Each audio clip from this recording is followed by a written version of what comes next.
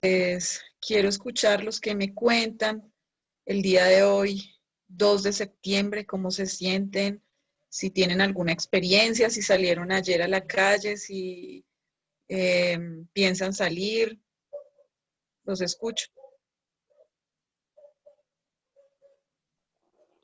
Pues, profe, yo lo que miré ayer, yo ayer tuve que salir por un recibo, ¿sí? Y miré que los pico y cédula los quitaron en todo lado, bancos y todo eso, porque no hay pico y cédula. Y que todo volvió a la normalidad, como dicen. Pero ahí ya la responsabilidad es de nosotros como seres humanos, cada uno, de cuidarnos, de mirar el distanciamiento social y todo. Cuidarnos porque la gente vio esto como un deporte. Si no hacían caso cuando la policía estaba por ahí, la gente no respeta a nadie. La gente cree que esto es un juego. Aquí el que tenemos que tomar conciencia somos cada uno de nosotros. Porque como dice su merced, todo se abrió, todo volvió a la normalidad supuestamente. Pero este es el tiempo donde más se va a propagar el virus. Que el Señor sea teniendo misericordia de cada uno de nosotros y dándonos sabiduría para saber emprender cada situación. Pues tratar de guardarnos lo más que podamos y tener las precauciones que más podamos. Eso era lo que quería aportar. Amén, y muchas gracias por tu aporte. ¿Qué piensan los demás? Yo tengo entendido que el pico y cédula está todavía vigente, pero para ingresar a los lugares públicos, ¿sí? Para que no se aglomere tanta cantidad de personas. Pero las otras restricciones ya las quitaron. ¿Qué opinan? ¿Qué piensan? ¿Están de acuerdo? ¿Ustedes son responsables con el uso de su tapabocas, con el distanciamiento? ¿Tienen entre sus cosas gel, alcohol? ¿Qué piensan? Bueno, doctora, yo también salí ayer a mercar y sí, pues en donde tuve también que pagar el recibo, ahí ya no había restricción de nada. Pues en cuanto a lo de la cédula, no, y ya tampoco infunden en cuanto a que usen gel o que se limpien los zapatos, pues la suela de los zapatos, no, sino como si entra, pues bueno, normal. Y no, había mucha gente en el Pasadena y no, a mí me dio miedo entrar. Yo dejé a mi hermana que entrara sola con un amigo, pero a mí me dio miedo entrar porque se había mucha gente y como no piden cédula, pues puede entrar cualquier persona si sean de la misma familia, entonces eso se llena más. Entonces, pues sí, ya uno, pues las personas como tal que no saben de pronto cómo puede reaccionar este virus en el cuerpo de ellos, pues les parece como algo normal, como una enfermedad pasable, que no es tan grave, pero sí, muchos dicen, espere, verás cuando le toque a algún familiar suyo o a usted mismo, cómo será de grave. Entonces, Sí. pues yo no sé, yo sí siempre he tenido eso de que pues que mi hermana se cuide, que se eche alcohol, limpiarle las suelas de los zapatos a todos los que entran acá a la casa, que se laven las manos. Entonces como uno mantiene tan al pendiente de eso, sí se admira cuando sale al exterior y ve todo eso. Pero igual sí, como decía la compañera, ya es como responsabilidad de cada uno, que cada uno asuma con lo que le toca y si le llega la enfermedad, pues que cada uno pueda asumir, porque así como uno se cuida, pues así también va a llegar la salud. Si no se cuida, pues obviamente va no solo a contagiarse de este virus, porque puede que sea muy famoso porque está en este momento y que es el más famoso y todo ello, ¿no? Pero hay otros que también otras enfermedades que también le pueden llegar. Entonces, no solo, pues yo creo, no solo enfocarse en eso, sino también en otras. Entonces, al máximo, como es responsabilidad de cada uno, al máximo, cada uno cuidarse en todo, no solo en el uso de tapabocas, los guantes, el gel, sino también en su dieta, en su alimentación, porque sabemos que esta enfermedad le llega no solo a las personas que no se cuidan, sino también a las que tienen las defensas bajas. Y si uno no se cuida la alimentación, pues sus defensas van a estar en un nivel inferior y cuando llegue el virus, sea niño, sea joven, sea adulto, lo que va a llegar es a acabar con esa persona. Entonces también en cuanto a cuidarse en la alimentación y todo ello, doctora. Bueno, Lisset, muchas gracias y muchas gracias por compartirnos lo que había pasado ayer. Eh, yo escuché por las noticias cuando iba llevando a mi hija en el carro que decían que el pico y cédula sí seguía rigiendo, pero pues me aterra, no entré sino solo a CIREP, entonces pues ahí no piden nada porque uno va a una cita médica.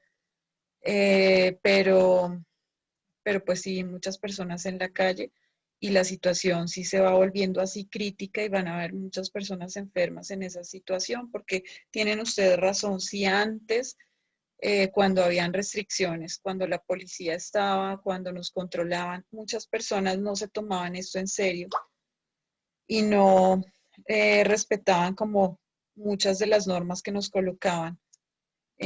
¿Cómo será ahora cuando no hay, o sea, se volvió el gobierno totalmente permisivo? No sé ustedes qué opinen. Sí, la responsabilidad tienen, pues el primer responsable de la salud es uno mismo, igual en salud ocupacional. Cuando ustedes vieron de pronto con la jefe Natalia, hay una responsabilidad del empleador en la salud de los trabajadores, pero la responsabilidad mayor es del trabajador o de la persona como tal sobre su salud.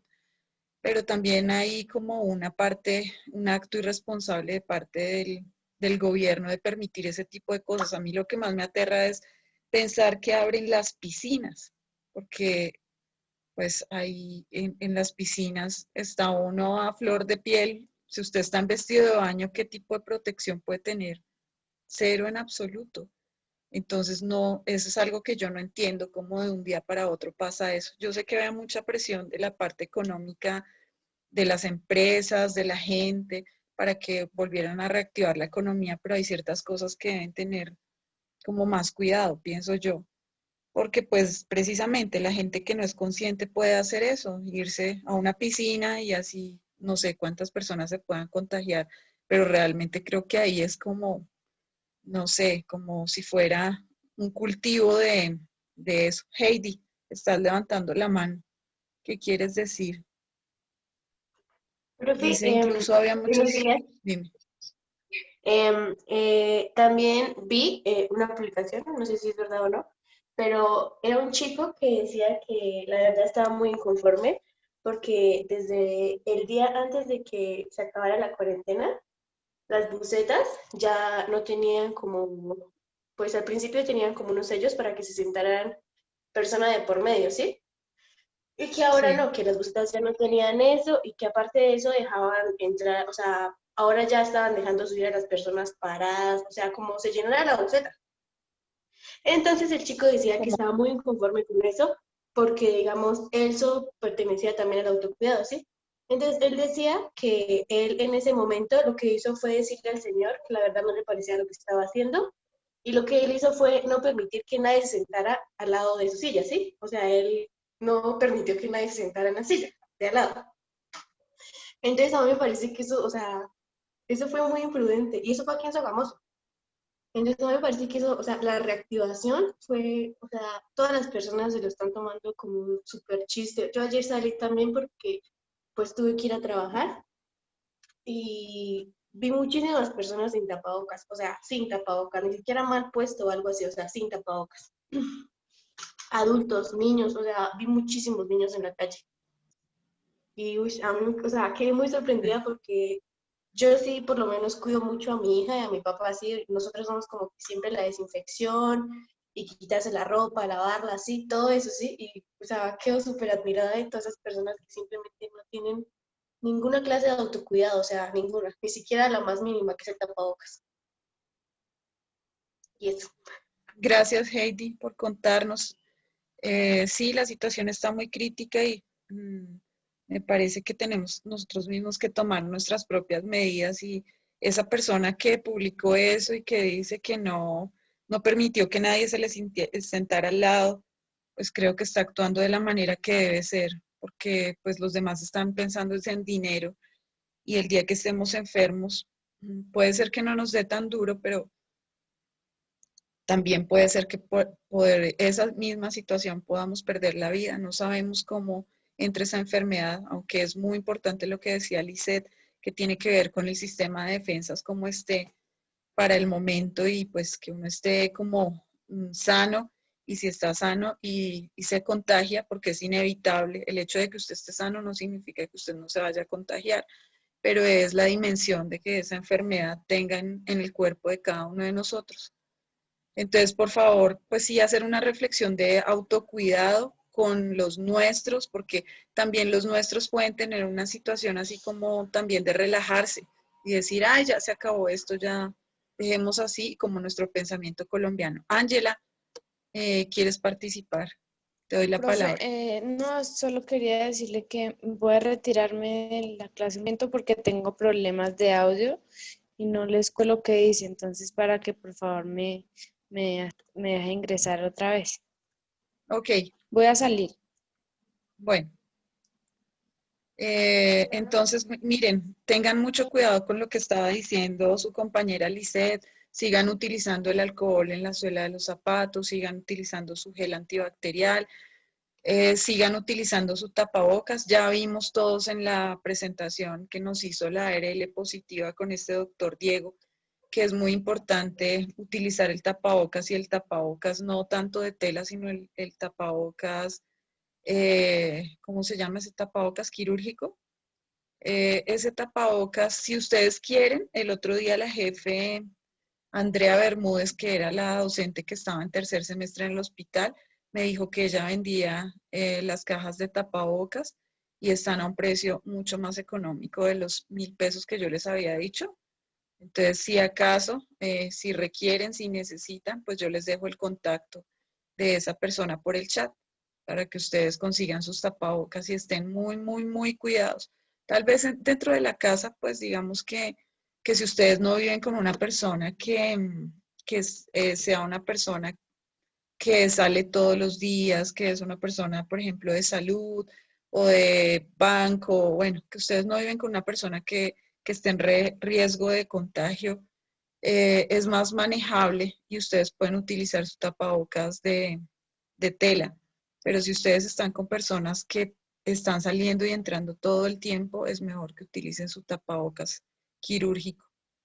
Entonces, pues les digo esto porque sí que me quedé asombrada de tantas cosas, y cuando iba en el carro escuchando las noticias, entonces yo pensaba, ¿cómo es posible? Es como si nos hubieran tenido al borde del abismo y nos tuvieran una cuerda ahí para que nadie se cayera, y de un momento a otro sueltan la cuerda y el que se cayó, y el que se mató, se mató. O sea, es una cosa, me parece que sí es responsabilidad de uno y que pues uno es el principal protagonista, pero también me parece que el gobierno se está lavando las manos, como que las instituciones y en fin, y como que todo vuelve así, porque de todas formas deberían haber ciertas normas.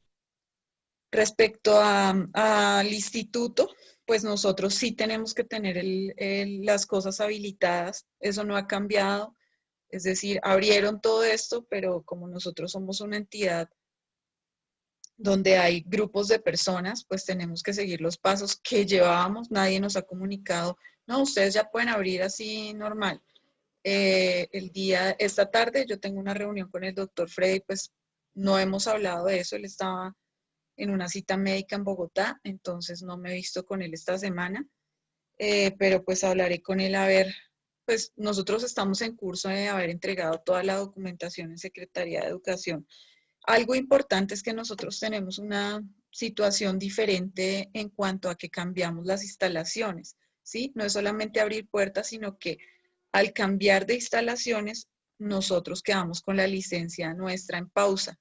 Entonces, ante la Secretaría de Educación, pues teníamos que hacer una serie de gestiones, además del protocolo de bioseguridad, presentar nuevamente toda nuestra documentación, papeles, nos pedían un concepto de algo que se llama COPLADE y DAPLAM, que son unas entidades que hablan acerca de que si los suelos donde uno está ubicado son aptos, el lugar, en fin. Entonces, estamos a la espera de esa gestión, o sea, de que nos den respuesta de si ya todo está listo, y apenas nos den respuesta, pues ustedes irán a regresar. Finalmente, o sea, yo quedo desubicada. Creo que sigue el tema de que esto es presencialidad con alternancia, porque nadie nos ha comunicado algo diferente, ¿sí? Es como un desorden del gobierno porque dicen un montón de cosas así, todos pueden salir, pero entonces nos habían indicado una serie de cosas para nosotros, la parte de educación, y entonces pues tendremos que consultar con la Secretaría de Educación. Muy seguramente esta tarde cuando yo esté reunida con él, pasaremos por la Secretaría de Educación a ver qué nos digan, porque pues no sabríamos cómo es el tema, pero apenas todo eso esté y sepamos las normas, pues regresaremos, pero nosotros sí regresamos con todas las normas que nos han dicho, porque pues además somos una institución de salud y pues no queremos ni que ustedes, ni que nosotros, ni nadie de EduPro se enferme, ni que a través de lo que nosotros nos reunimos en EduPro vayamos a enfermar nuestras familias. Entonces es importante que sepan eso. Mañana muy seguramente les tendré alguna razón de lo que hablemos con el doctor Frey y de lo que pase con la Secretaría de Educación, si es que alcanzamos a hablar. ¿Alguno quiere dar alguna otra opinión o continuamos ya con nuestra clase?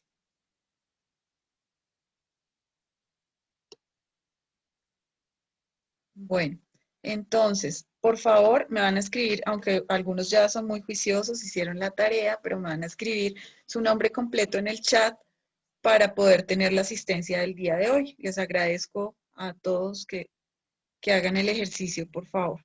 Y les voy a compartir mi pantalla. Ayer no quedamos con preguntas pendientes.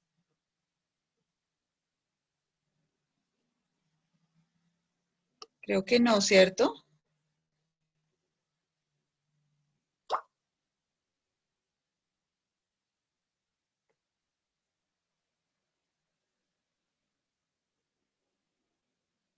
Bueno.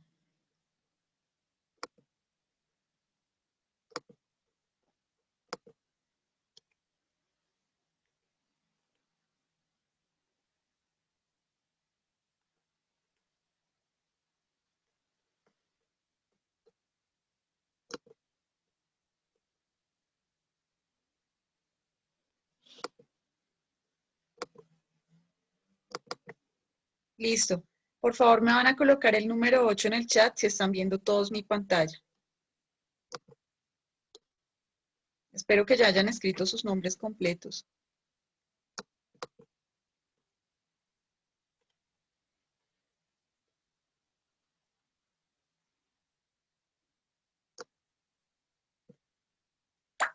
Entonces,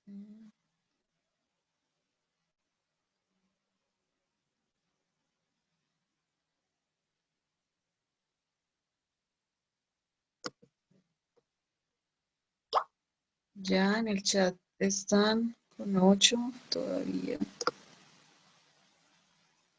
Colocándome nombres también.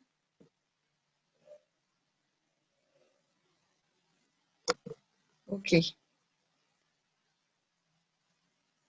No tengo ninguna persona en espera. Si de pronto ven, me avisan, si son tan amables.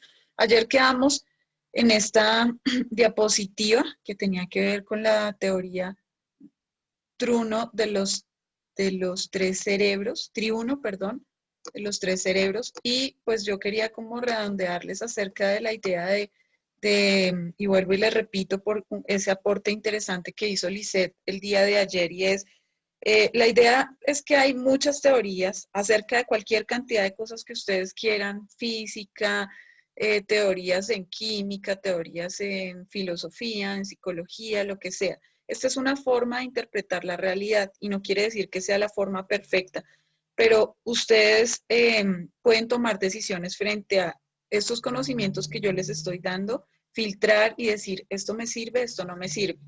Respecto a la parte de nuestras creencias, entonces, pues de pronto puede ser, y claro que sí, la parte de la Biblia, la palabra de Dios, no habla acerca de que nosotros aparecimos con la evolución de las especies y nada de eso, sino que esa es una de las teorías científicas que hay. Pero lo que sí sirve, o sea, sí la Biblia dice no es así, el universo se creó, el mundo se creó en 7 días, Dios lo hizo de esta manera y de esta manera, y nosotros tenemos esa creencia por fe. Lo que sí podemos tomar es para qué sirve cada uno de estos 3 cerebros que sí tenemos realmente dentro de nuestro interior, que tenemos una parte que es nuestro cerebro reptil y que ese cerebro nos habla de los instintos básicos, y el cerebro límbico que nos habla de todas las emociones, y el neocórtex que tiene que ver con nuestras planeaciones, con nuestras ideas, nuestros pensamientos y las proyecciones que hacemos. Y tomar esa parte para nosotros mismos y empezarnos a dar cuenta ante ciertas circunstancias cómo es que sí a veces reaccionamos de esta manera y a veces reaccionamos en piloto automático. Yo dándoles ayer la clase, y cuando me voy a llevar a mi hija allá a Cirep a la cita, empezó a llover 1 y 2, teníamos que imprimir un papel que se me había olvidado a mí y se hizo como muy sobre la hora. Y yo me fui manejando muy rápido y en ese momento mi cerebro reptil, y después hice conciencia, no en ese momento. Entonces yo, ay, este bruto, lento, no se apura, no sé qué, si se quema. Yo llevaba mi propio afán, y entonces después cuando llegué y parqué dije, ve, mire, yo enseño esto y estoy pensando, ni siquiera estoy pensando, estoy reaccionando como mi cerebro reptil a la defensiva porque tengo una situación particular. Entonces, es para que ustedes empiecen a hacer conciencia, así como van ocurriendo los momentos y los días. Bueno, aquí está enseguida, espérenme, paso la siguiente diapositiva, que no sé por qué no me pasa, ya listo. Este es el ciclo vital de Erik Erikson.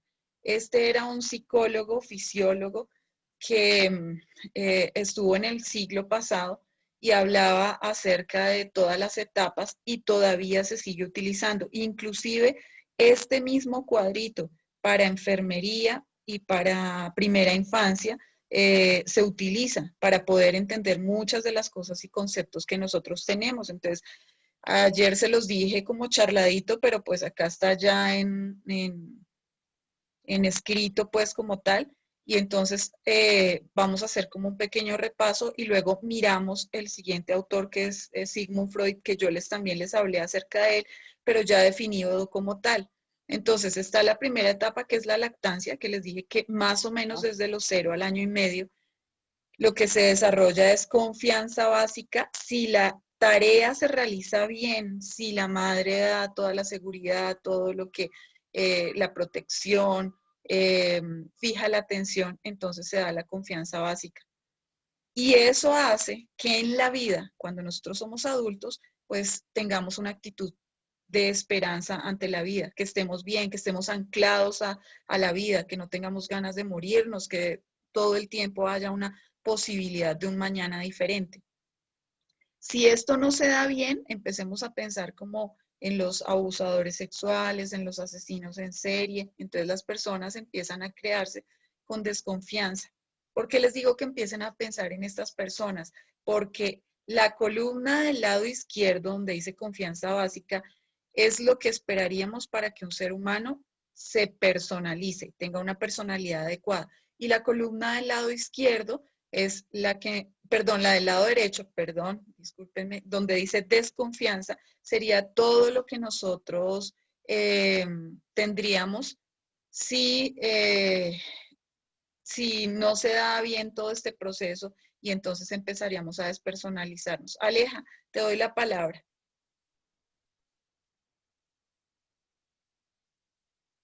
Es que yo tengo es que no estoy muy segura, pero bueno, la cosa es que el hijo no puede tomar leche materna, o sea, ella no lo puede amamantar. Entonces, esta confianza se vería afectada ahí, ¿cierto? Pero eso ya es por problema médico.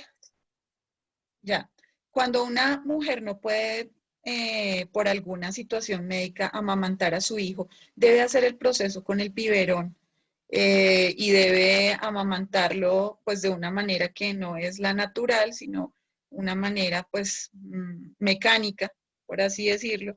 Pero entonces en el momento es como el tipo de relación de afecto y protección que la madre dé. Entonces no hay como un peligro de que uno diga que va a quedar alguna situación difícil o que el niño va a empezar un crecimiento mal porque está siendo alimentado de otra forma. ¿Qué es lo importante en ese momento? ¿Cómo se produce esa relación? Por el afecto que hay entre la madre, las caricias, la mirada, la atención que se le presta a ese bebé cuando lo esté amamantando, que le hable, que le sonría, que le cante. Todo eso hace que la relación se dé muy bien.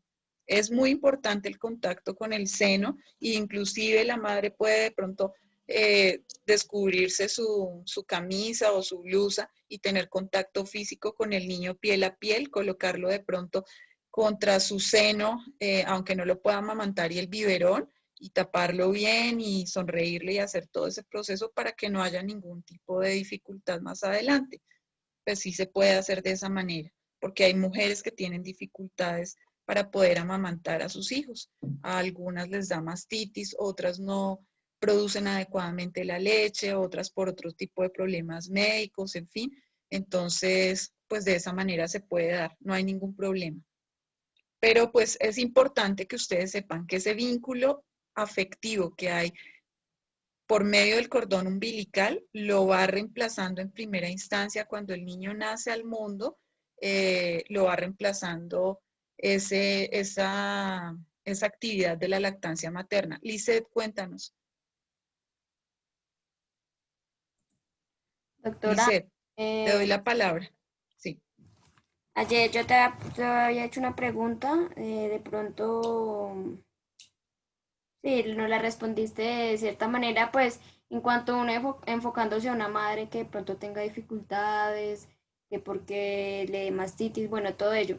Pero yo, pues mi pregunta es, por ejemplo, una madre que ha sido consumista de, pues, de psicoactivos.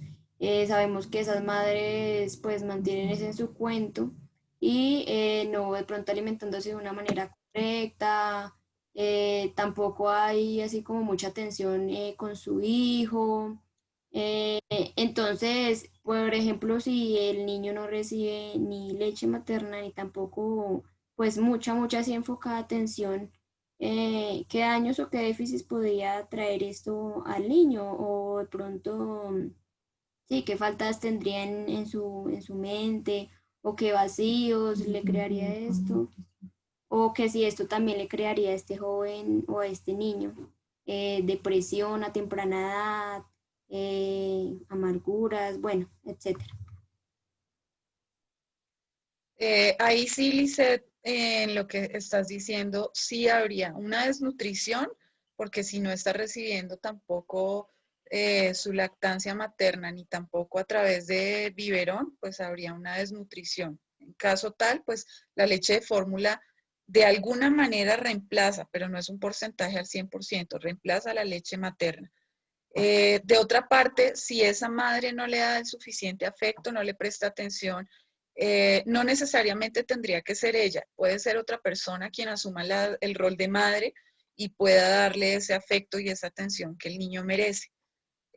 Una tía, algún familiar, alguna persona en especial, pero si alrededor de eso aún no hay nadie y ese niño es un niño abandonado, es un niño que le falta afecto, van a haber repercusiones en su vida adulta, en su adolescencia e inclusive en su niñez se empieza a ver un niño triste, un niño deprimido, un niño que no tiene motivación ante la vida.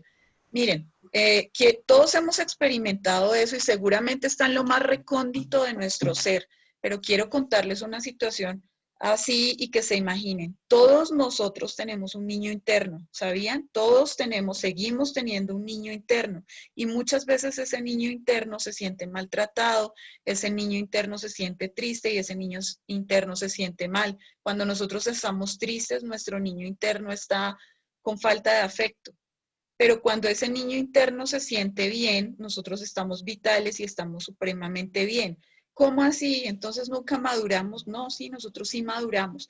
Pero entonces, como lo que les digo, tenemos una parte que es un inconsciente. Quiero que se imaginen que el consciente es como cuando nosotros caminamos alrededor de una piscina y tocamos el piso y podemos ver los árboles, bueno, si estamos en, digamos, tierra caliente y estamos al aire libre, entonces imagínense que hay árboles, que hay flores, que se escucha a la gente reírse, jugar a la pelota a niños, en fin. Ese es nuestro consciente.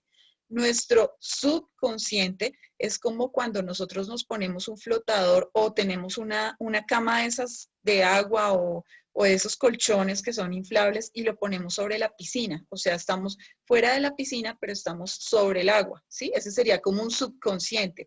Y el inconsciente, que todos creo que lo hemos hecho alguna vez, así no sepamos nadar, es como cuando nosotros escuchamos debajo del agua, ¿sí?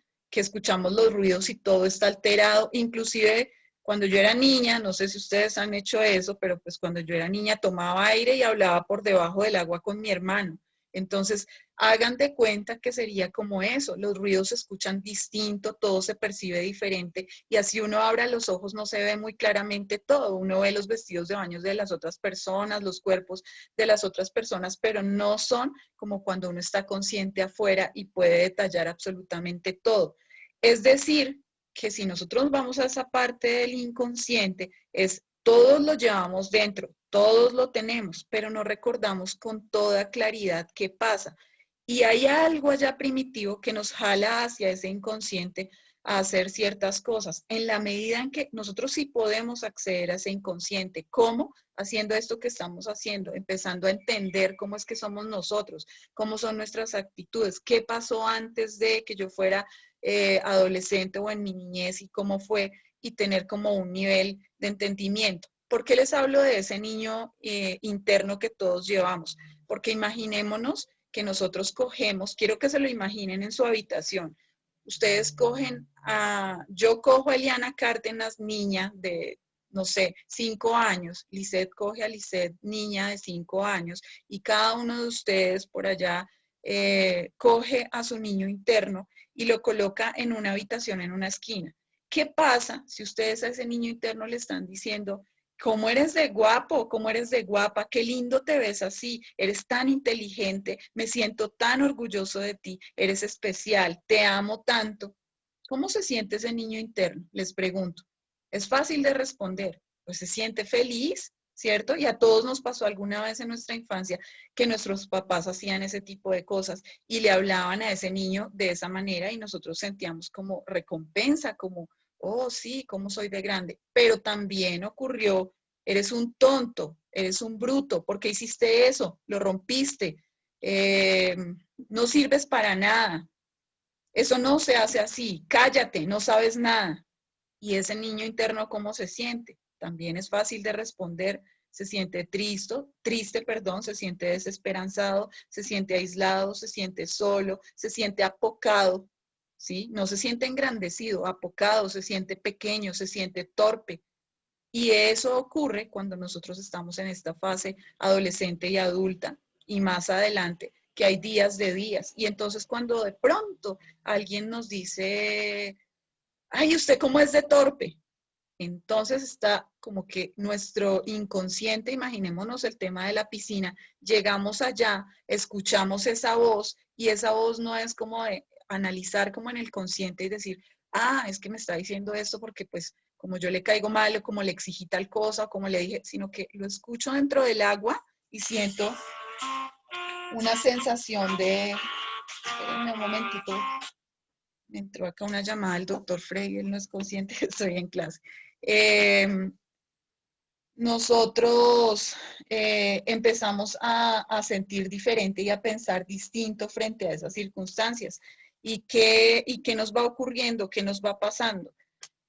Pues que nos sentimos lastimados y a veces no sabemos hacer estas distinciones y empezamos a pensar que el otro me está ofendiendo, pero es esa voz que yo escucho de cuando yo era niño y me dijeron ciertas cosas, la que yo traigo actualmente a mi vida y entonces me siento lastimado porque mi niño interno está lastimado, porque escuché eso y lo conecté con mi pasado, con mis situaciones y mis circunstancias. Pero ¿saben qué es lo más triste que les quiero contar?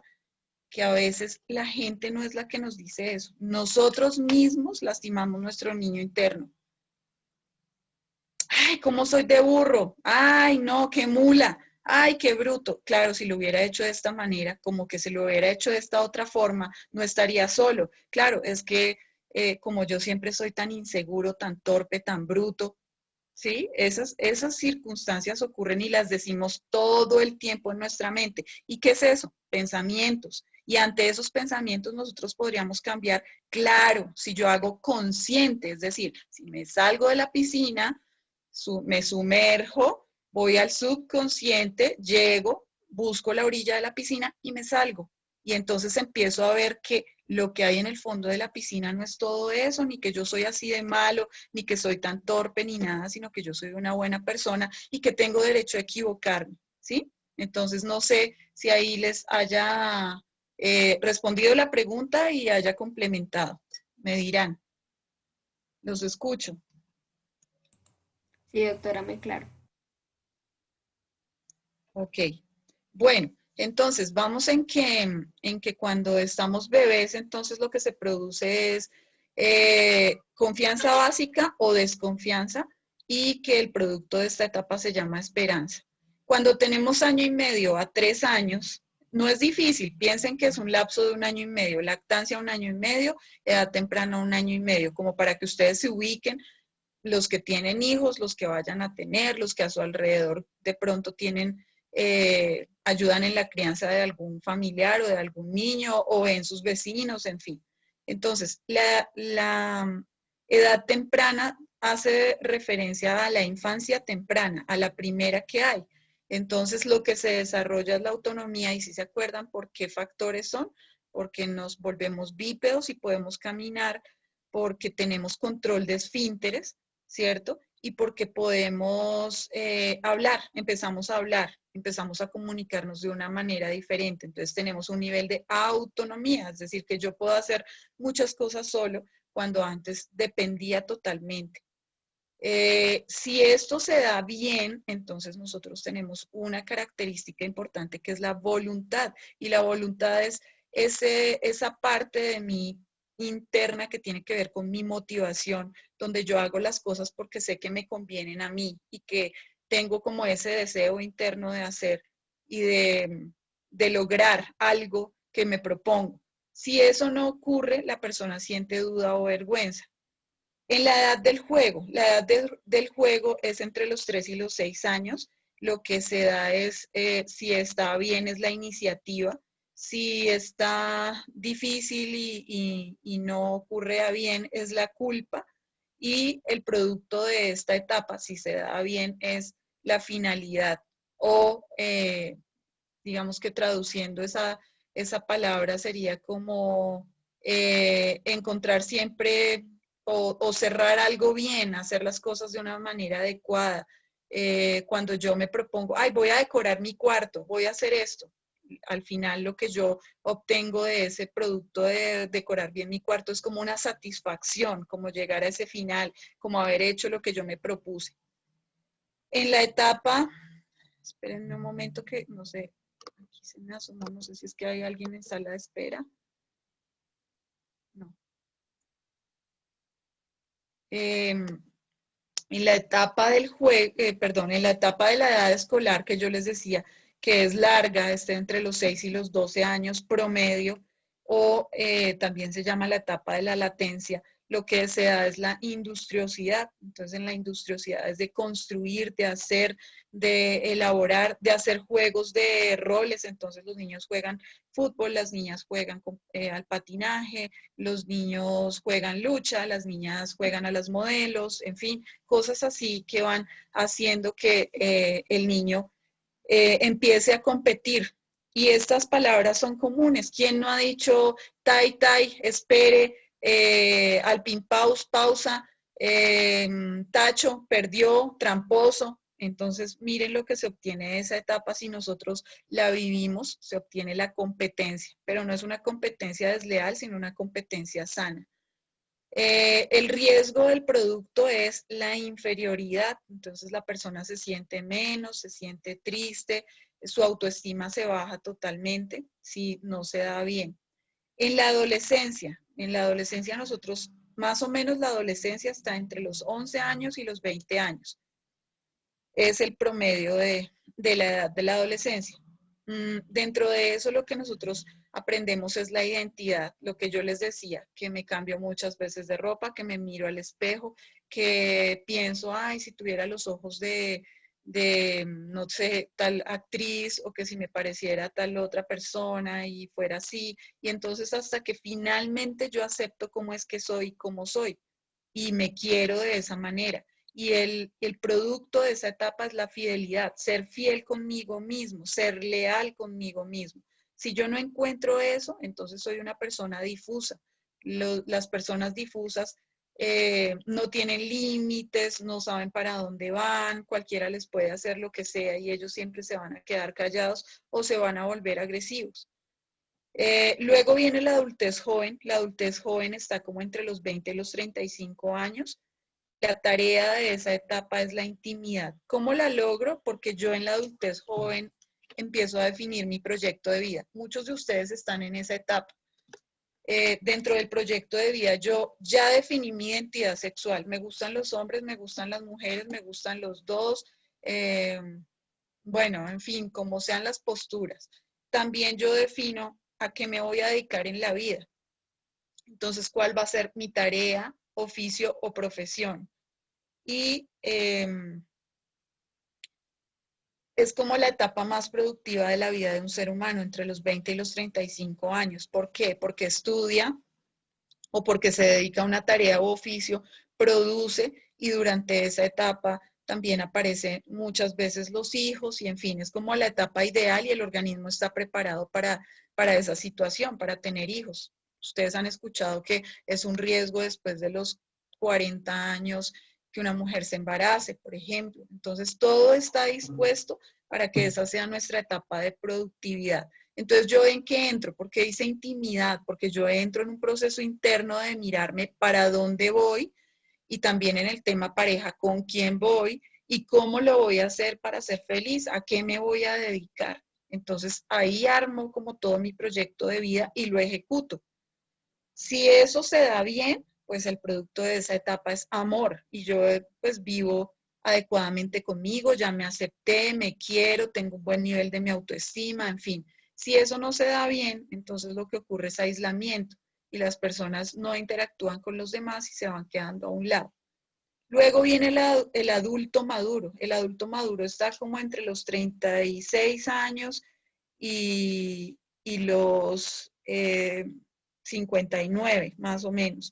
Si una persona vive esa etapa bien, y es como la etapa donde muchas personas empiezan a ser abuelos, como a los 45, 50, en fin, lo que se produce es algo que se llama generatividad y generatividad viene de ser generoso, de dar, de estar pendiente de los demás.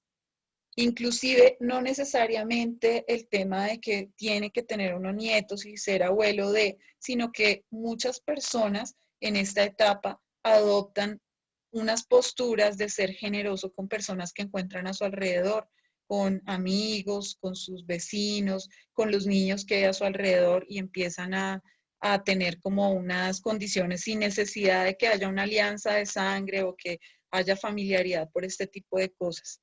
Entonces, ahí es cuando yo veo mi capacidad de cuidado. Entonces, desarrollo a bien esa parte. Si no, se da la autoabsorción. Ya estoy aislado y autoabsorción son muchas personas que se viven quejando, están totalmente amargadas diciendo es que yo les di, es que a mí nadie me da y se vuelven personas muy egoístas y tienen un nivel muy diferente en su vida.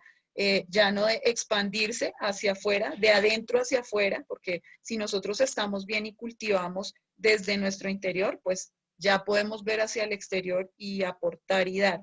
Pero si no lo hacemos de esa forma, entonces lo que vamos a hacer es como mirar hacia nuestro interior, pero hacia nuestro interior hay vacío. Entonces, por eso siempre esas personas están como en no me toque, no me pise, no me haga, usted no pase por el frente de mi casa y son personas supremamente amargadas. Lizeth levantó la mano, cuéntanos.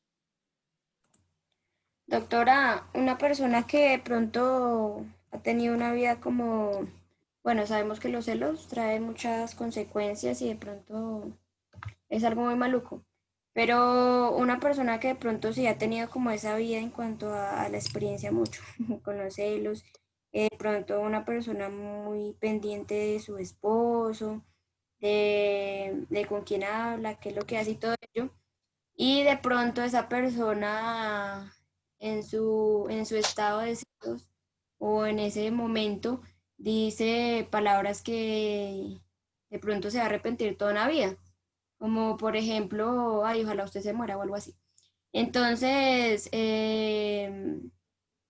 es posible que cuando esa persona se haya muerto o haya fallecido, haya desaparecido, esa persona de pronto se refugie en el aislamiento, en la tristeza, en el que yo no quiero nada, me da todo igual, no me gusta nada, no estoy conforme con nada. Bueno, y si también está en una etapa ya es una persona adulta, ya de unos 70 años. Entonces, esto puede causar de pronto estas reacciones, la pérdida de ese ser querido y también que haya dicho de pronto palabras que no quiso o que les dijo en un momento que no debía, bueno. Y entonces esto puede causar de que esa persona sea así, de pronto que sienta como rechazo por sí misma, se arrepienta de sus palabras y por eso es su comportamiento así, aislada, como depresiva, como así. Sí, tienes toda la razón en lo que estás diciendo y poniendo el ejemplo. Una de las cosas que hablabas al inicio era que fuera una persona celosa. Los celos vienen de un proceso que hay en nuestro interior de inseguridad. Los celos no son para que uno sienta orgullo de, no, es que me cuida tanto y es que no le gusta que yo hable con nadie ni nada, porque los celos se vuelven no es algo normal y es una condición que lleva a anular al otro ser humano, porque uno debe amarse en la libertad del otro. Yo tengo que respetar la libertad del otro. Yo no puedo pretender cambiar al otro porque si yo tengo un amor adecuado, si me enamoré de una persona, pues yo no puedo tener la intención de, ¿de qué? Eh, yo no puedo tener la intención de cambiar a ese otro y querer que sea diferente o que no se comunique con los demás o que haga ciertas cosas. ¿Eso de qué habla? De que la persona no tiene una seguridad. Y si nosotros vamos a ver cuál etapa es la que nos dice que adquirimos seguridad y protección, la primera, que es la lactancia. Entonces, uno de psicólogo empieza a preguntarle a la persona qué sabe acerca de su etapa de lactancia o cómo fue. Si la persona igual no sabe nada y mi mamá se murió, yo no tengo idea cómo fue, uno se empieza a suponer y a decir, hubo factores seguramente allá en su interior, en esa época, que no fueron los más pertinentes y adecuados y esa persona tiene una falla en esa etapa. Y se pueden resolver y se pueden llenar en la medida en que la persona pueda tener la disposición y quiera cambiar, ¿sí? De resto, no se puede hacer nada. Cuando una persona sigue pasando su vida y entonces se siente mal a su alrededor, ha dicho palabras que no corresponden, hiere a los demás, es porque lo que tiene en su interior no está bien estructurado. Cuando yo estoy ofendiendo a los demás, cuando yo estoy diciéndoles cosas feas porque me siento mal y tengo que expresarlo de esa forma, es porque en mi interior yo no he construido bien. Inclusive, no sé cómo exactamente es que lo dice, pero ¿cómo es? De pronto tú sí me puedes ayudar, pero dice como de las palabras, habla el corazón, en la Biblia dice algo así, una parte que más allá quiere decir que como uno habla es lo que tiene dentro de sí, como uno se expresa, lo que uno hace. Cuando uno vive bien, cuando uno está bien, cuando uno tiene como sus cosas, como les digo yo, como todas están en un canal energético adecuado, cuando yo estoy conectado con mi parte superior, que sería, llámele Dios, llámele la energía divina, llámele todo eso, y fuera de eso he vivido unas etapas adecuadas, pues yo lo que voy a darle al universo, a darle al mundo y a mi alrededor son cosas positivas. Si yo no logro hacer eso, pues sigo mal como en un conflicto interno y soy una persona apocada, una persona triste, una persona incluso que se quiere morir porque no encuentra ningún sentido en lo que hace. Entonces, muy seguramente esa persona tiene esa situación.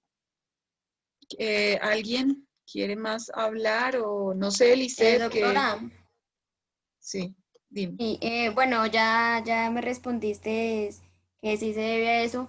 Tú como, mi pregunta sería, tú como psicóloga, de pronto, ¿qué aconsejarías a las personas que están alrededor de esa persona que de pronto la cuidan, están al pendiente de todo ello, para que esa persona de pronto pueda cambiar en cuanto a que le motive a algo, a que como que le inspire a algo?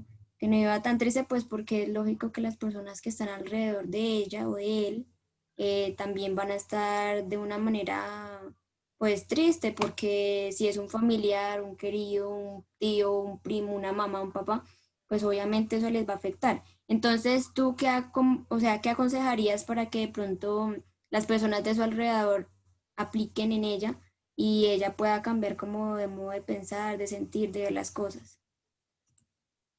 Te voy a decir algo muy general porque como no conozco el caso en específico y tendría que tener como más detalles, porque cualquier persona te diría, pues no, tienen que darle muchísimo afecto, tienen que estar pendientes de esa persona, decirle qué bonita es la vida y todo eso, pero si la persona no tiene un nivel de escucha y no ha desarrollado eso en su interior, pues da la misma si ustedes le hablan bien o le hablan mal, ¿sí?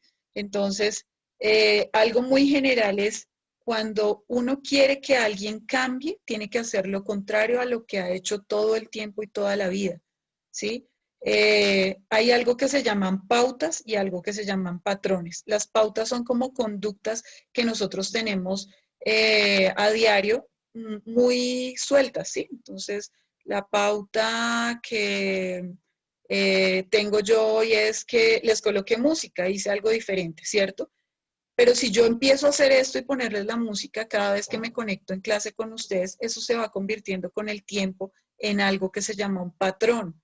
Entonces, tomar tinto una vez en la mañana es una pauta, pero cuando lo convierto en algo de todos los días se convierte en un patrón. Y entonces nosotros, cuando interaccionamos con otros seres humanos, nos comunicamos a través de pautas o patrones. Pautas con la gente con la que no tenemos mucha relación. Entonces vamos por la calle o la señora de la tienda, vamos a la señora de la tienda, le compramos, le sonreímos y eso es una pauta. Pero si a esa señora de la tienda yo voy todos los días y se repite la misma historia que seguramente y cómo amanece vecina, ya después me sé el nombre, eso se convierte en un patrón de comportamiento y esa persona me genera cosas positivas en mi vida.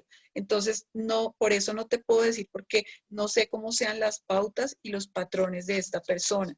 Ante el afecto y el consentimiento y ante actitudes positivas que tenga su familia, puede ser que diga, hay gente que a veces dice, ay, usted como no sabe lo que yo siento, es que usted no tiene ni idea, es que mi vida es un sufrimiento, es que como a usted le tocó fácil y ante todas esas cosas ponga es así, barreras, barreras, barreras y no permita que le ayuden. Yo diría que si esa persona de pronto hiciera un nivel de conciencia y quisiera estar en un nivel diferente, debería pasar por un proceso terapéutico, pero eso nace de esa persona. ¿Qué podrían decirle ustedes los que están alrededor? Eso, porque no busca ayuda. No necesariamente tiene que ser un psicólogo. Hay personas espirituales que le pueden ayudar también. Esas son personas que en la vida se llaman facilitadores. Entonces no necesariamente tiene que ser ni un psicólogo ni un psiquiatra, sino una persona que tenga un nivel espiritual diferente, que tenga las herramientas para poderle colaborar.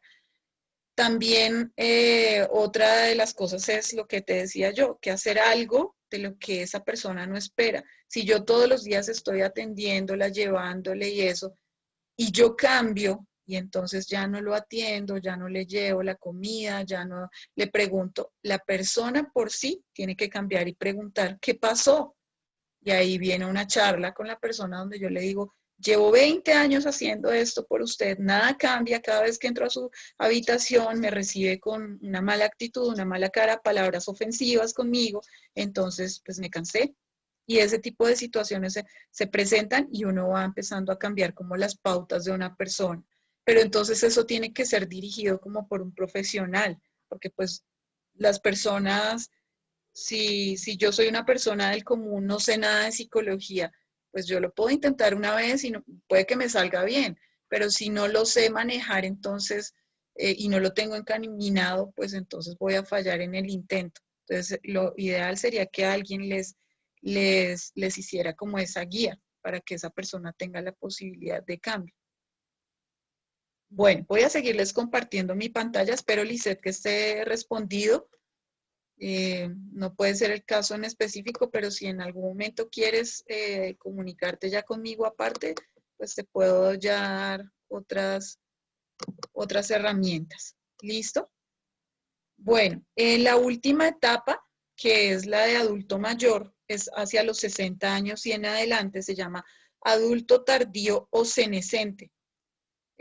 Lo que se logra al final de la vida, si todo esto, confianza básica, autonomía, iniciativa, industriosidad, identidad, intimidad, generatividad, si todo esto se ha dado a bien, pues entonces se va a dar algo que se llama la integridad, y entonces es cuando uno ve esas personas mayores felices, que expelen esa tranquilidad, que donde están, pues uno se siente agradable, que son personas muy generosas, que son personas muy pendientes de los demás, que es el abuelo de todo el mundo, aunque no sea su abuelo.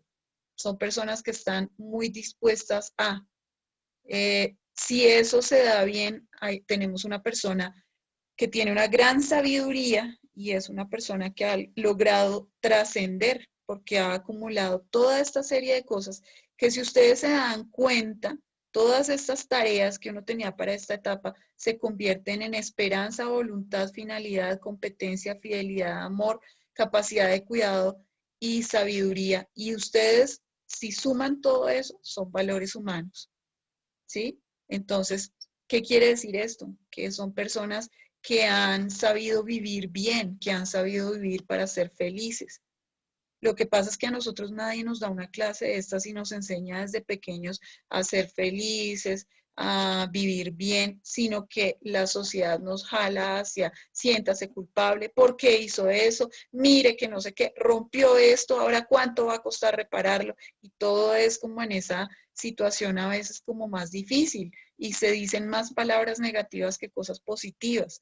Si nosotros empezamos a hacer conciencia, lo que les digo, a salirse de ese inconsciente y ese subconsciente y a estar de manera consciente y no actuar en piloto automático, en cerebro reptil, sino a actuar en piloto, en el cerebro, en el tercer cerebro, donde yo tomo decisiones, donde yo proyecto, donde estoy construyendo, donde además le meto afecto desde mi segundo cerebro y traigo es las cosas buenas, entonces yo voy a tener la posibilidad de ser un mejor ser humano.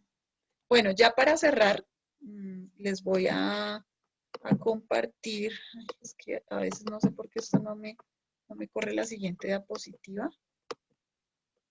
Cuando estoy ahí, bueno, ya.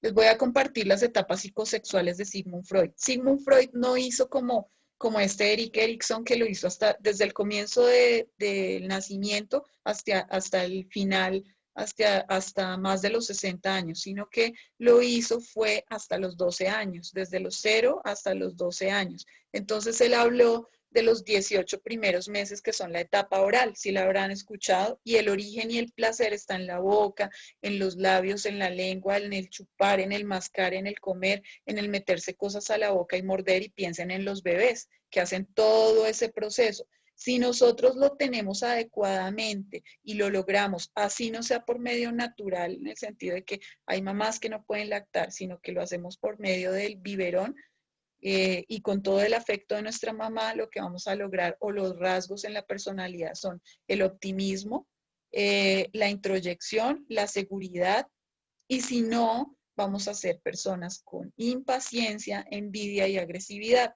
Eso es lo que decía Sigmund Freud, que se lograba a través de estas etapas. Él, ¿cómo fue descubriendo eso? Él estudió durante toda su vida, se dedicó a estudiar cada paciente que tenía, y a través de eso hizo toda una teoría de la personalidad que ustedes habrán escuchado, y él es el que habla del consciente, del inconsciente y del subconsciente. De los 18 meses a los 3 años y medio más o menos, está la etapa que se llama la etapa anal. ¿Por qué? Porque nosotros estamos haciendo el tema del control de esfínteres y ese es un proceso que nos ayuda, es biológico, pero que nos ayuda mucho en nuestros procesos psicológicos. Entonces, el ano, control de la retención y la expulsión, adiestramiento en control de esfínteres y en la limpieza.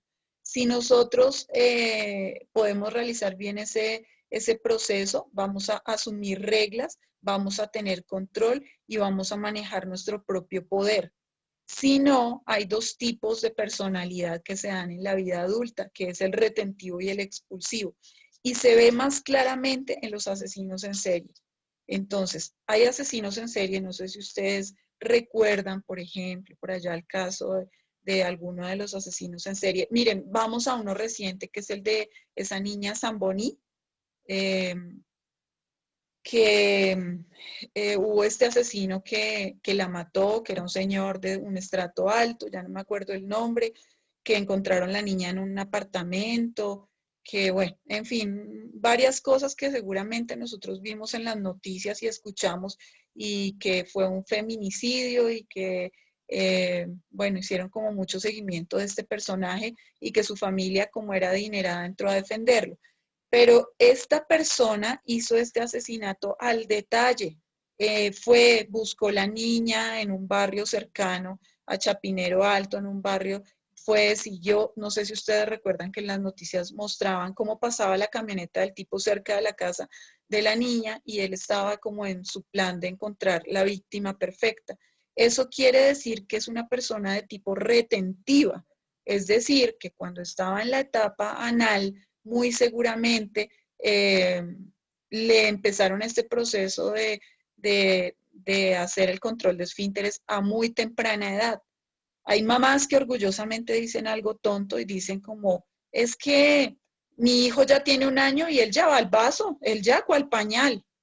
El cerebro todavía no está maduro para que ocurra eso y lo que estamos volviendo a esa persona es con una personalidad de tipo retentivo, donde lo obligamos a que haga ese proceso y no lo entienda en el desarrollo mental que debe tener para la etapa. No sé cómo más explicarles, pero digamos que se siente un placer cuando yo retengo mis esfínteres y luego expulso. Todavía lo siento cuando soy adulto, cuando yo les digo, tengo unas ganas de ir al baño, tengo chichi, estoy haciendo vueltas. Ahorita en el COVID sí que es peor que le presten a uno el baño. Y además a uno le da miedo también ir a un baño público porque pues mucha gente entra ahí y entonces yo me tengo que aguantar. Y cuando yo llego a mi casa y puedo expulsar, siento placer. ¿Sí? Todavía eso ocurre y seguirá ocurriendo hasta el final de nuestros días cuando ojalá que no nos dé, ¿cómo se llama eso? Que no se hace en el pañal, incontinencia, porque pues a muchos ancianos les da eso porque los esfínteres se desgastan. Entonces, si esto es de este tipo retentivo, o sea, mezquindad, obstinación, orden compulsivo y meticulosidad, ¿sí? Hasta ahí. Estas características las tenía el asesino de esta niña Zamboni. Mezquino, obstinado, orden compulsivo, son personas que todo lo tienen que tener meticulosamente organizado por colores, por tamaños y le van poniendo como allá su orden. ¿Por qué? Porque los obligaron de pronto a retener sus esfínteres a muy temprana edad y no hicieron como el proceso que correspondía en el momento. O puede ocurrir lo contrario, niños de 5 años que todavía utilizan pañal, donde los papás no les ponen límites. Eso es una forma de encontrar límites y de asumir reglas. 6 años, todavía sigue ocurriendo eso. 7 años, en fin.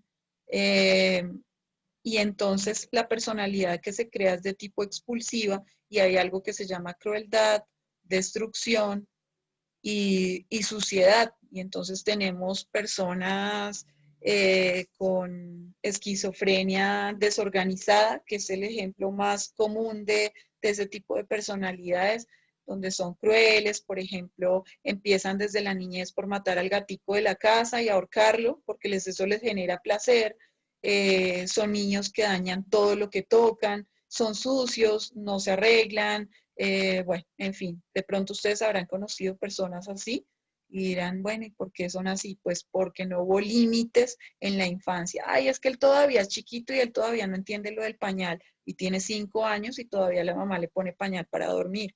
Entonces, eso no es pertinente ni adecuado. Eso debe ocurrir un proceso bien hecho. Bueno, de los 3 a los 6 años, recuerdan que les hablé mucho ayer de eso, se llama la etapa fálica o la etapa edípica, y ayer les hablé mucho acerca del complejo Edipo-Electra.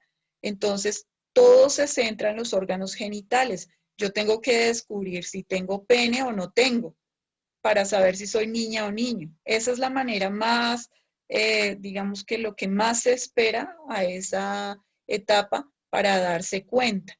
Entonces, hay algo que se genera a partir de eso y es la curiosidad de su propio cuerpo y el de los demás. Entonces, si ustedes encuentran un niño que ha pasado de 5 años y de pronto son primos y le dice, venga, quítese los pantalones, yo quiero ver usted qué tiene ahí. Y el otro le dice, bueno, y entonces el otro se lo quita. Cuando creamos un trauma, cuando de pronto la mamá entró a la habitación y los vio desnudos y que se estaban mirando. Ay, estos niños pervertidos, ¿qué están haciendo? En ese momento no hay desarrollo hormonal. Entonces, en ese momento ellos no se están desnudando porque quieren tener una relación sexual, ni hay algo como aberrado ahí. Sencillamente hay una exploración del cuerpo del otro y de mi propio cuerpo para ver quién soy yo. Es básicamente eso lo que pasa. Y lo que toca es, cuando uno encontrara una situación así, hacer que los niños se vistan y hablarles con naturalidad, que qué era lo que quería saber, mira, te explico, mira esto y aquello, y ahí no hay ningún trauma. Si nosotros sabemos decir las cosas, no vamos a generar en un menor traumas. El rasgo es relacionamiento con los otros, asertividad, autoestimación, y si eso no se da, entonces si las cosas, hay un abuso sexual, por ejemplo, hay tocamientos por parte de un adulto o por parte de un adolescente que le haga a un niño y eso, sea algo que se llama gregarismo y castidad, es decir, la persona no quiere tener relaciones sexuales en su vida adulta, le tiene miedo a eso. Gregarismo es como que se segrega, se hace a un lado, no quiere tener intimidad, eso es lo que pasa. Y de los 6 a los 12 años, Freud decía que era como una etapa muerta, como una etapa ahí donde estábamos como quietos, se llama etapa de latencia, y está más enfocada hacia el lado cognitivo, hacia el lado sensorio, motor, el placer del conocimiento, la habilidad, la construcción, las interacciones con los grupos de amigos,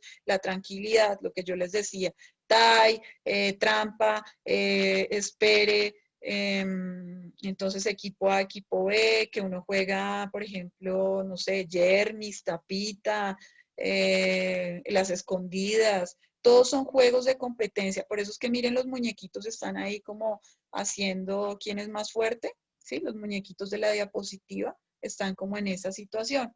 Si las cosas se dan bien, hay diferenciación, elaboración de rasgos anteriores a la latencia. Es decir, que todos los rasgos anteriores de la etapa hasta los 18 meses, hasta los 3 años y hasta los 6 años, todo eso se empieza a fortalecer. Y hay un aprendizaje social y hay un desarrollo de la conciencia. Esa es la idea cuando nosotros somos niños. Si se fijan, por eso de los 0 a los 5 años y sobre todo en primera infancia se dice que quiéreme bien. Hay muchos comerciales del bienestar familiar, muchas propagandas por radio que dicen de 0 a siempre, y de 0 a siempre hay un programa que es hasta los 5 años de edad, donde se debe dar afecto, donde se debe saber comunicar al niño, enseñarle adecuadamente, tenerle paciencia, mucho amor, en fin, muchas cosas que sean adecuadas para esa etapa. No quiere decir que hasta los 12 años no sea importante, pero lo más importante es de los 0 a los 5 años, 6 años, que es cuando el niño define como todas estas 3 etapas para poder tener una adolescencia, una vida adulta y una vida de adulto mayor exitosa. ¿Alguna pregunta, alguna duda, algo que quieran? O si hay alguna pregunta me la hacen y cuando ingresemos a las 11 la respondemos. Dice aquí, bueno, una cosa. Lisette me escribió, de la abundancia del corazón habla la boca. No me lo sabía textual, pero lo que hemos visto hablado en esa parte es sí, lo que uno tiene dentro de sí, cuando uno lo expresa con su boca, es lo que está diciendo. Si yo estoy diciéndole malas palabras a los demás y maltratándolos y eso, es porque yo no soy feliz, soy una persona infeliz, no tengo cosas adecuadas dentro de mi interior y quiero generar a veces pelea, quiero generar emociones de tristeza, de ira, de rabia, agresividad, en fin, en los demás. Bueno, otra cosa dice que qué significa sensoriomotora. Entonces, habla de dos cosas. De la parte motriz es la que tiene que ver con moverme, con saltar, con correr, sí, con saltar al lazo, con montarme en la bicicleta. Esa es la parte motriz. Y sensorio viene como de la parte perceptiva, de la parte, no sé cómo decirles, kinestésica que tenemos nosotros en nuestro cuerpo, del tacto, ¿sí? De esta parte. Entonces, los dos sentidos están relacionados. Nuestra parte kinestésica, ese es otro, a nosotros solo nos enseñaron en primaria y en bachillerato que dan 5 sentidos, pero nosotros tenemos más, que es la parte kinestésica, y esa se relaciona con la percepción que nosotros tenemos. Hagan este ejercicio en este momento. Pónganse el dedito en la punta de la nariz, ¿sí? No prendan la pantalla, no la prendan, porque entonces cuando la prendemos nos podemos ver. No la prendan, no nos estamos viendo. ¿Alcanzan a ver su dedo? Yo en este momento alcanzo a ver mi dedo. Si miro la punta de la nariz, alcanzo a ver mi dedo. Si miro hacia el frente, hacia donde tenga el centro, mi frente y eso, alcanzo a ver un poco el dedo, pero no lo veo totalmente bien. Si yo empiezo a hacer esto y voy a girar mi mano hacia el lado derecho, hacia el lado de mi oreja, y voy a hacer esto, ustedes me están viendo en la pantalla. Llega un punto donde acá yo veo mi dedo, lo alcanzo a ver con el rabito del ojo, pero acá ya no veo mi dedo. Tengo algo que es mi parte sensorial, que sé que el dedo está ahí porque está conectada mi mano con mi cerebro y sé qué es lo que estoy haciendo, pero no lo alcanzo a ver. Pero cuando yo hago el movimiento y miro al frente y alcanzo a ver acá veo mi dedo. Inclusive veo el dedo pulgar, acá los veo. Acá no veo mi dedo índice, alcanzo a ver algo de mi dedo pulgar y acá ya no veo nada. Este es mi campo perceptivo, hasta acá. Eso es lo que yo tengo. Entonces la sensopercepción ayuda a que yo sepa que me rasca la pierna del lado izquierdo y que me rasca precisamente en el tobillo, ¿sí? Sin necesidad de que se llame tobillo, lado izquierdo, eso no lo sé. Cuando yo tengo 2 años yo no sé eso, pero siento que me rasca y un bebé se rasca, ¿cierto? Entonces, a eso se le llama sensopercepción, lo que yo puedo percibir con mis 5 sentidos y con mi lado kinestésico. Eso es. ¿Qué es castidad? Castidad es no tener relaciones sexuales y tener una mentalidad de no voy a tener relaciones sexuales o no voy a entrar en intimidad con nadie a nivel sexual. Las personas de la iglesia tienen como un compromiso de que son castos y no tienen relaciones sexuales con nadie, sobre todo digamos que la religión católica, que es lo que uno conoce más, porque por ejemplo la religión cristiana hay pastores y los pastores sí se pueden casar, pero en la religión católica los sacerdotes se supone que deben entrar y las monjas en una situación que se llama castidad, que es no tener relaciones sexuales con nadie, sino estar puros. Lisette, me estás alzando la manita. Sí, doctora, lo preguntaba porque es que existe una religión, bueno, eso es como una rama filosófica, bueno, es un conjunto de muchas cosas, se llaman taoístas. Y entonces, pues nosotros tenemos un amigo que pertenece a esa religión y ellos tienen como otro significado de castidad. Entonces, ellos dicen que ser castos o tener castidad es, no sé cómo lo harán, para mí es algo como ilógico pensarlo, no sé. Ellos programan su mente y entonces le ordenan a la mente que cuando vayan a tener relaciones sexuales no salgan todos los espermatozoides, sino que solamente salga uno. Y que ese espermatozoide, entonces de ese espermatozoide, como es el más fuerte, van a ser entonces un niño fuerte. Pues en lo que yo pienso es como un poco ilógico. Y bueno, ellos hacen cantidad de ejercicios y cantidad de cosas como por ejemplo pararse de manos para que de pronto controlar en cuanto a eso del semen. Y también a ellos les parece como algo, como una tragedia, como el peor pecado, derramar semen, sabiendo que pues yo leí que en bueno, en las personas como tal cuando empiezan ese desarrollo, se les llenan las bolsitas, o bueno, eso tiene un nombre técnico, y entonces cuando, es obvio que cuando un vaso se llena, se empieza a regar. Lo mismo pasa dentro del hombre y a ellos les parece eso algo anormal, sabiendo pues que es normal dentro del cuerpo de un hombre.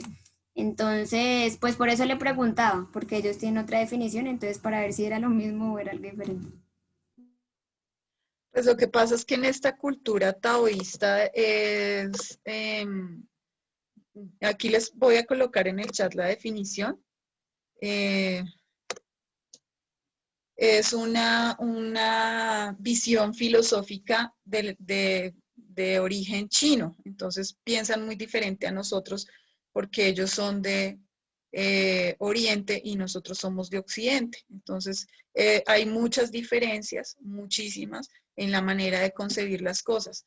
Hay una cosa que es importante y que de pronto para nosotros los occidentales es difícil de comprender porque no entramos en esa dinámica cultural y nos cuesta porque no lo hemos ejercitado. Nosotros somos más materialistas y menos espirituales. Las personas del Oriente son personas más espirituales y menos materialistas. Entonces, una cosa que nosotros tenemos que de pronto entender para comprender esas culturas es que el cerebro es capaz de controlar muchas más de las cosas que nosotros consideramos. Nosotros vemos más el mundo, los ojos sirven para mirar el exterior. Estas culturas lo que hacen es cerrar sus ojos, por eso meditan, por eso hacen relajaciones, en fin, para ver su interior y hacen un proceso de autoconocimiento para poder trascender.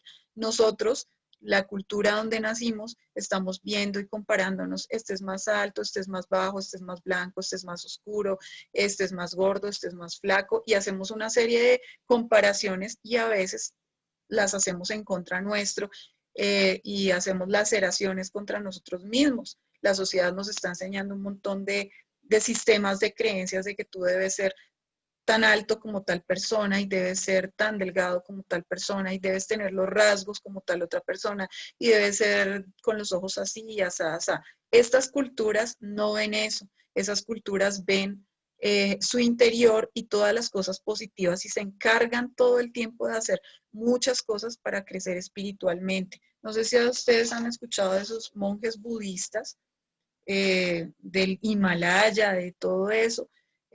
Hay un libro muy bueno que se llama el